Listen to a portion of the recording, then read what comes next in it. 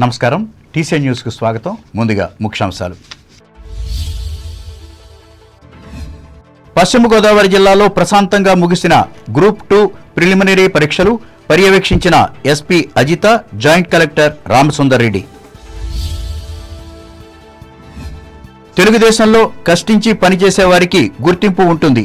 వేడంగి గ్రామంలో వెల్లడించిన Palakollu MLA doctor Ramanaidu. Telugu Desam Janasena ఐక్యతతోనే రాష్ట్రాభివృద్ధి సాధ్యం. అత్తిలి మండలంలో స్పష్టం చేసిన తణుకు మాజీ ఎమ్మెల్యే ఆరిమిల్లి. ఒత్తిడి తగ్గించుకోవడం ద్వారా శాంతిని చేకూర్చుకోవచ్చు.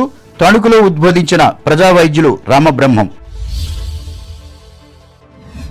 తూర్పుగోదావరి జిల్లాలో కూడా విజయవంతంగా గ్రూప్ 2 పరీక్షలు 84.91% అభ్యర్థుల హాజరు.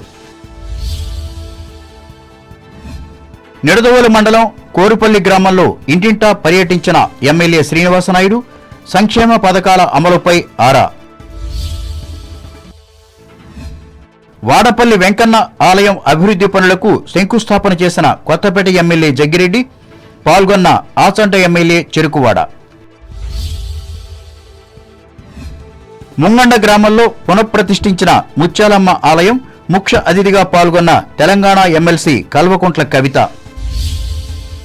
పశ్చిమ గోదావరి జిల్లాలో ఆదివారం నిర్వహించిన ఏపీపీఎస్సీ గ్రూప్ 2 ప్రిలిమినరీ పరీక్షలు ప్రశాంతంగా ముగిశాయి. జిల్లా వ్యాప్తంగా 37 కేంద్రాలలో 14,540 మంది అభ్యర్థులకు గాను 12,336 మంది హాజరై పరీక్షలు రాశారు.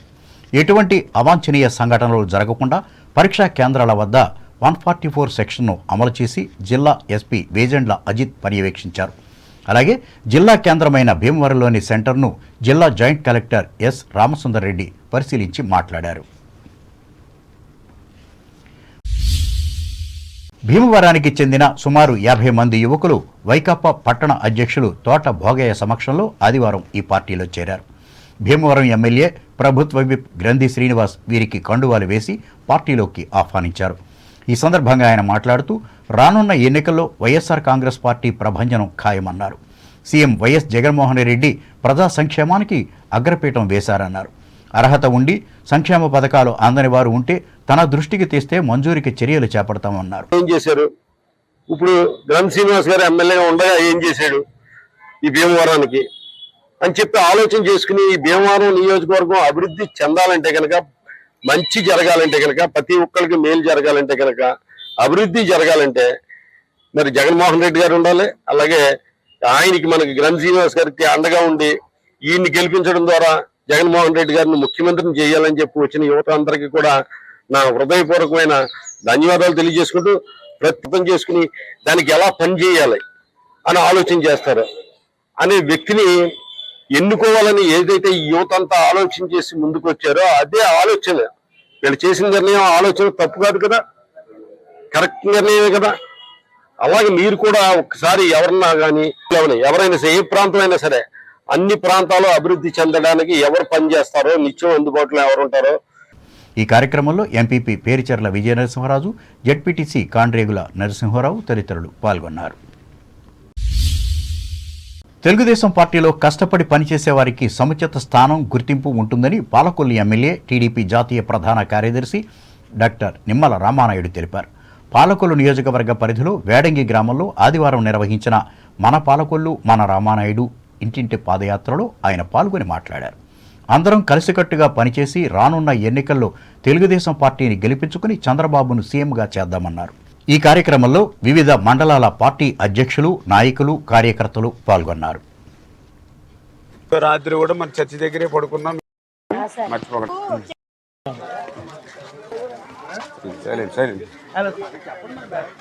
పింఛన్లు పథకాలు అన్ని పెరిగి మళ్ళీ మీ ఇంటికే పట్టుకొచ్చేస్తాము, మన ఇంటికి వస్తాయండి. ఏమా మర్చిపోకం. ఓకే, థ్యాంక్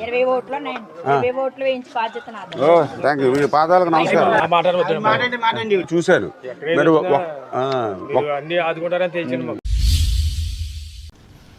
ప్రస్తుత ప్రభుత్వాన్ని మార్చడానికి తెలుగుదేశం, జనసేన పార్టీల కార్యకర్తలు ఐక్యంగా కృషి చేయాలని తణుకు మాజీ ఎమ్మెల్యే ఆర్మిల్లి రాధాకృష్ణ పిలుపునిచ్చారు. ప్రజా సమస్యల పరిష్కారం కోసం అత్తిలి మండలంలో నిర్వహిస్తున్న పాదయాత్రను ఆయన ఆదివారం కొనసాగించి శివపురం గ్రామంలో మాట్లాడారు. అనంతరం వాడవాడలా పర్యటించి ప్రజలు ఎదుర్కొంటున్న సమస్యలను అడిగి తెలుసుకున్నారు. ముఖ్యంగా చేనేత కార్మికులను కలిసి వృత్తిపరమైన ఇబ్బందులను తెలుసుకున్నారు. అలాగే తిరుపతిపురం వరదాలపాలెం గ్రామంలో కూడా ప్రజలను కలుసుకున్నారు.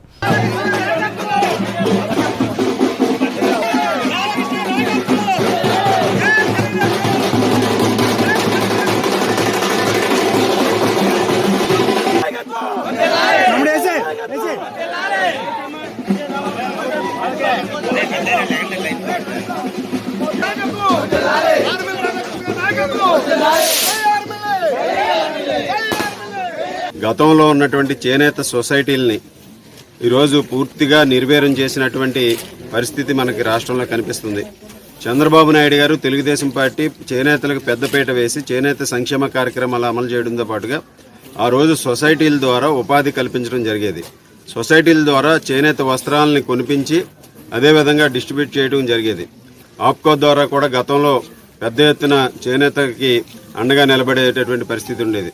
అలాగే చంద్రబాబు నాయుడు గారి నాయకత్వంలో పవర్ లూమ్స్ను కూడా పెద్ద ఎత్తున ఇచ్చి ఆ రోజు చేనేత కార్మికులందరినీ కూడా ఆదుకోవడం జరిగింది. ఈరోజు చేనేతల సంక్షేమాన్ని కూడా ఈరోజు ఈ ప్రభుత్వం అనేక విధాలుగాను కూడా ఇబ్బందులకు గురి చేయడం జరిగింది. ముఖ్యంగా వారికి ఉపాధి కల్పనలో పూర్తిగా విఫలమైనటువంటి పరిస్థితి ఉంది. ఉపాధి పూర్తిగా లేనటువంటి వల్ల చేనేత కార్మికులందరూ కూడా ఈరోజు ఆర్థిక ఇబ్బందుల్లో ఉండి ఎకనామిక్ యాక్టివిటీ కూడా ఈరోజు సొసైటీ లేకపోవడం వల్ల పూర్తిగా ఎకనామిక్ యాక్టివిటీ లేకపోవడం వల్ల చేనేత కార్మిక కుటుంబాలందరూ కూడా ఆర్థిక ఇబ్బందులు పడుతున్నటువంటి పరిస్థితి మనకి గ్రామాల్లో కనిపిస్తుంది. చంద్రబాబు నాయుడు గారి ఆయామంలో చేనేత కార్పొరేషన్ కూడా ఏర్పరిచి కార్పొరేషన్ ద్వారా రుణాల మంజూరు కానీ ఇంటి బ్యాంక్ లింక్డ్ సబ్సిడీలు కానీ ఇవన్నీ కూడా ఇచ్చేటటువంటి పరిస్థితి ఉండేది. అది గతంలో చేనేత కార్పొరేషన్ చైర్మన్గా కూడా మన నియోజకవర్గానికి ప్రాధాన్యత ఇచ్చి ఆ రోజు చంద్రబాబు నాయుడు గారు గుర్తించడం జరిగింది. చేనేత కార్మికులకి భవిష్యత్తులో కూడా తెలుగుదేశం జనసేన ప్రభుత్వం వచ్చిన తర్వాత చంద్రబాబు నాయుడు గారు పవన్ కళ్యాణ్ గారు వారి ఆకాంక్షలకు అనుగుణంగా సంక్షేమ కార్యక్రమాలను అమలు చేసి వారిని ఆదుకుంటామని ఈ సందర్భంగా ఈ కార్యక్రమంలో సర్పంచ్ కె మణికంఠ, మాజీ జడ్పీటీసీ మేడపాటి కృష్ణకుమారి, తెలుగుదేశం పార్టీ మండల శాఖ అధ్యక్షులు ఆనాల ఆదినారాయణ, కార్యదర్శి అలితి సత్యనారాయణ, అనుబంధ సంస్థ నాయకులు కొండేటి శివ, షేక్ మస్తాన్, పోతిరెడ్డి శ్రీనివాస్, కొర్రపల్లి హరిలతో పాటు జనసేన పార్టీ నాయకులు పాల్గొన్నారు. మానసిక ఒత్తిడిని తగ్గించుకోవడం ద్వారా శాంతి చేకూరుతుందని ప్రజా వైద్యులు, పట్టణ ప్రముఖులు తాతిన రామబ్రహ్మం తెలిపారు. తణుకు రామకృష్ణ సేవా సమితి భవనంలో ఆదివారం నిర్వహించిన జీవన విద్య పరిచయ సదస్సులో ఆయన ముఖ్య అతిథిగా పాల్గొని మాట్లాడారు. సిహెచ్డిహెచ్సి వివేకానంద హోమ్ ఎక్సైజ్ సెంటర్ సంయుక్త ఆధ్వర్యంలో జరిగిన ఈ సదస్సులో జీవన విద్యపై సంబంధిత నిపుణులు మాట్లాడారు.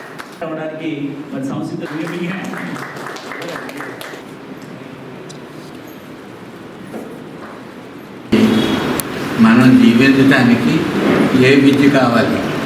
విద్య అంటే డిగ్రీలు కాదు. సుఖంగా బ్రతకాలి అంటే అందరం కలిసిమెలిసి సుఖంగా బ్రతకాలంటే ఏం నేర్చుకోవాలి అన్నది ముఖ్యమైనటువంటి విషయం. మనందరం కూడా యూనిటీ ఇన్ డైవర్సిటీ.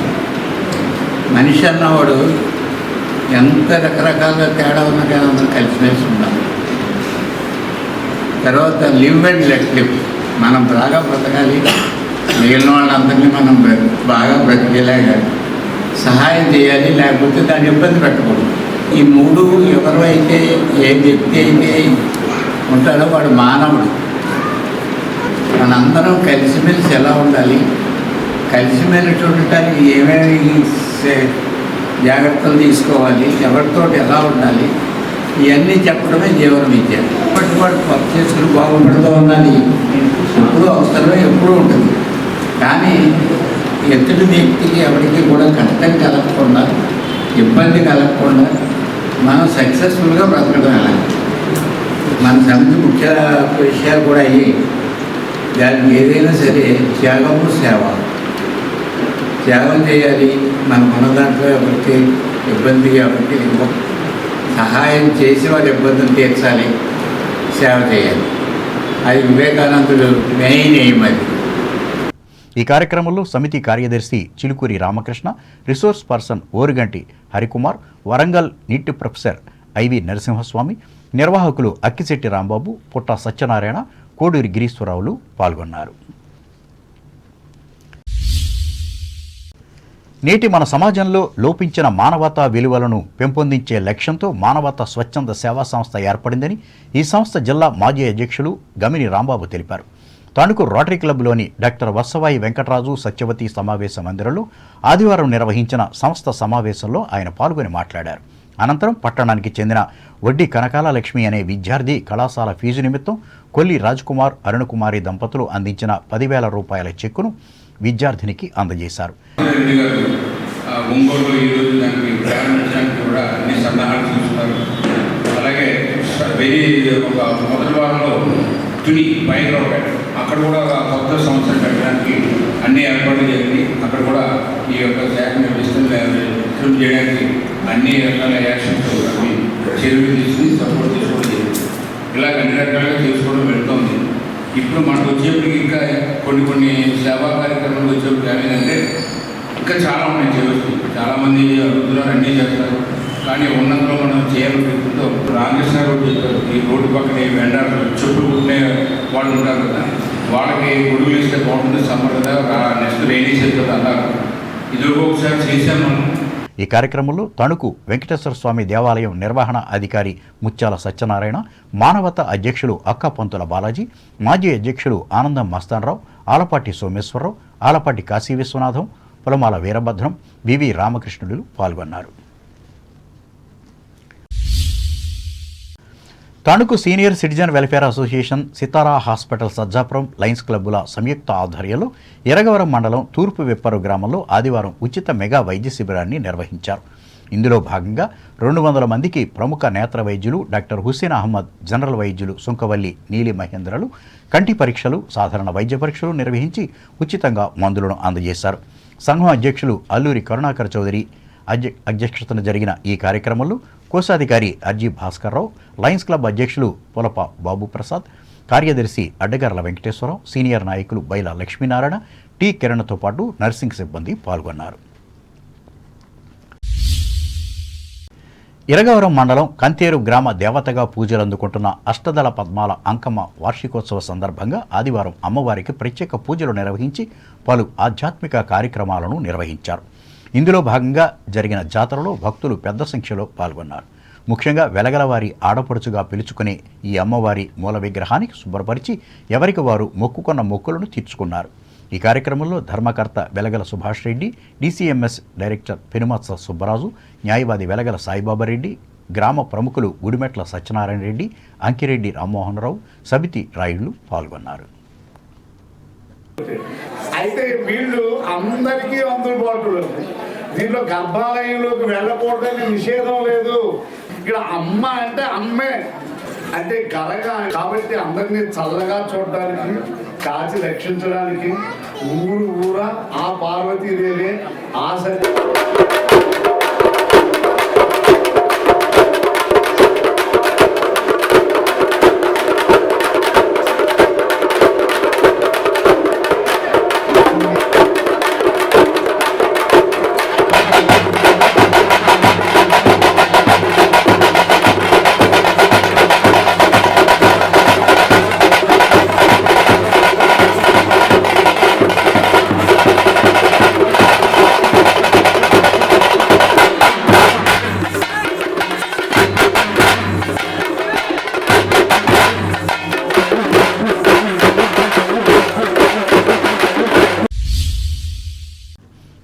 ఇప్పుడు వాణిజ్య ప్రకటనలు.